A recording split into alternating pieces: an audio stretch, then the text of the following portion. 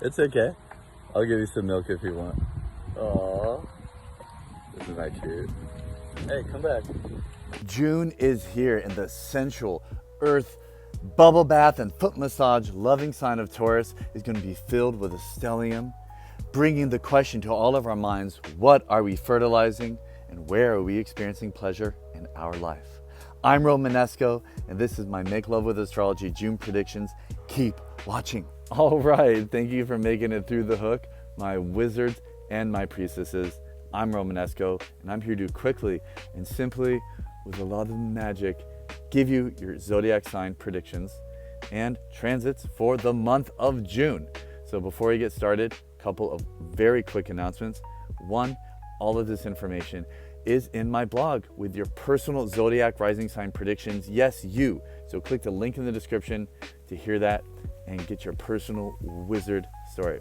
Second, I'm looking for help for my market research project for my new astrology course called The Natural Astrologer, More Hearts with Less Charts. You can join me and my tribe of confident astrologers as we have fun and create magic with my effortless story-based method. It's a 15-minute Zoom call, and you'll help me make the most magical course possible. Great, now into the month of June. So the story for the month of June is that it is about fertility and pleasure for the first half of the month.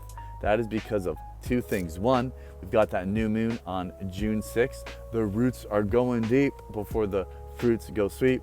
And we're having a planetary party in Taurus with a stellium of planets around June 6th as well. To understand Taurus, it is a fixed earth sign. In nature, and where in nature do we find fixed flat earth? The plains and farms where we grow apples and pigs and sheep and mangoes and we sustain ourselves. So this is a really good time for the first half of June to ask yourself, where am I finding pleasure? What am I fertilizing with my time, energy, and money? Am I fertilizing weeds or fertilizing trees? We gotta sprout these seeds because we've got mouths to feed. It's very important to understand that fertility works in a special way. I give you 10 apple seeds, you give me 10 apple trees, that is 10,000 apples, please. It's whatever we put our energy and time into, we get back more of, which can sometimes be weeds if we're not careful. So this is a really good time to focus on that. What type of yummy foods are we putting in our mouth? What type of beautiful art are we putting in our eyes? Lovely music in our ears, lovely touches and massages on our skin, and lovely hydrosol rose sprays in our nose. And depending upon your rising sign, it'll show you what you will be fertilizing at this time, because wherever Taurus is, whatever house it is in, are you going to be growing and fertilizing your career or your health or your wealth or your spirituality? Read my blog. Next, the new moon is on June 6th, so for the couple days leading up to that, it's really important to focus on the intention of what house that is in. The new moon, the roots are growing deep to create a firm foundation for the fruits to go sweet 6 months later when the moon is a full moon. So really, again, focus on that pleasure, fertility, energy in whatever house it is in from your Vedic astrology sidereal rising sign. Next, June 15th, Gemini season officially begins with the sun entering Gemini. And the story of Gemini is it is change, it is storms, it is silly cat videos on TikTok, it is fox and coyote energy. And that is because in nature, Gemini is an air sign, but it is the air that changes. It is mutable, Shiva air, and in nature, that is a storm. That is a hurricane, that is a typhoon, that is a tornado, and a dust devil.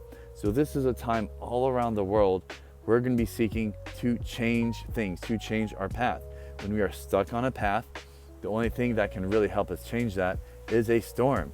It blows left and right and up and down, and when it's gone, if we are the eye of the storm, we have energy and see a whole new path open in front of us. So what are we trying to change for the rest of that next 30 days? What are we trying to learn? New skills related, because it is related to the brain and our thoughts. It is air. It is fox and coyote energy. This is not checkers, this is chess. So depending upon where Gemini is, from your rising sign, your sidereal rising sign. That'll show where all this change and storm and new learning and new skills is going to happen in your chart. Health, wealth, love, whatever. Next thing, we've got the full moon in Sagittarius on June 21st, and this is freedom and adventure and dancing and life and time in nature. Sagittarius is a fire sign, but it is a fire that changes, which means in nature, that is the fire of life, the fire of evolution and discovery, and the alchemical fire. So what lead do you need to turn into gold? What pain do you need to turn into pleasure? What trash do you need to turn into treasure? You're given the shit. Now it's time to turn it into roses, because the stinkier the poop, the sweeter the roses. So this is a really good time on the few days leading up to that full moon to put energy into what you're trying to evolve, like a caterpillar into a butterfly. Spend time in nature, go to an ecstatic dance, move those hips, and do some spiritual shit related to whatever house this full moon is happening in Sagittarius from your sidereal rising sign. That is the key, and that is the intention and attention to put. And lastly, the biggest news coming up is from June 29th until January 31st of 2025. Saturn, the planet of noble people and mountains and the common blue-collar worker and tribes and drunk karaoke parties, will be going retrograde in the zodiac sign of Aquarius, which means that there's going to be a lot of delays in reevaluating on what type of friends do we have, what type of culture and social circles do we have. Saturn's been in Aquarius since January 18th of 2023. So it changed from Capricorn. You remember how we were all doing what everyone told us to do? Whatever the people at the top are telling us to do, we were doing like lemmings. That changed and the power came back to the people at that time. But we've all been making new friend groups, making new communities, new cultures. But now it's time to really go back and look at that. How can we fix and heal and change and improve? What friends do we want to keep? What friends do we want to get rid of? And this social circles is going to be, just like Saturn's rings, is going to be related to wherever Aquarius is from our sidereal rising sign. I'm saying this a lot. So do we have a social circle at work, social circle at home, social circle with our friends, social circle with our creativity, our spirituality? Wherever that group of friends is, it's going to be a lot of reevaluation at that time. And that's going to be good, because the way retrogrades work is we want to go surfing at the beach or driving, but we left that surfboard at home. We got to go back and pick it up before we can move forward. How did you like all of these stories, my wizards and my priestesses? Please comment on the YouTube below and let me know, how does it feel this month of June? How are you experiencing these new moons and full moons and retrogrades? And that's because your stories help me become a better wizard. Again, go to the blog for more of your predictions.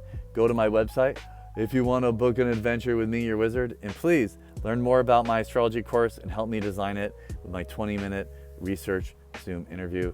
It's really fun. And remember, I love you, I care about you. And if you ever need anything, I will do my best to respond, because I love this stuff. I love being a wizard. Thanks for helping me be a wizard. Aloha.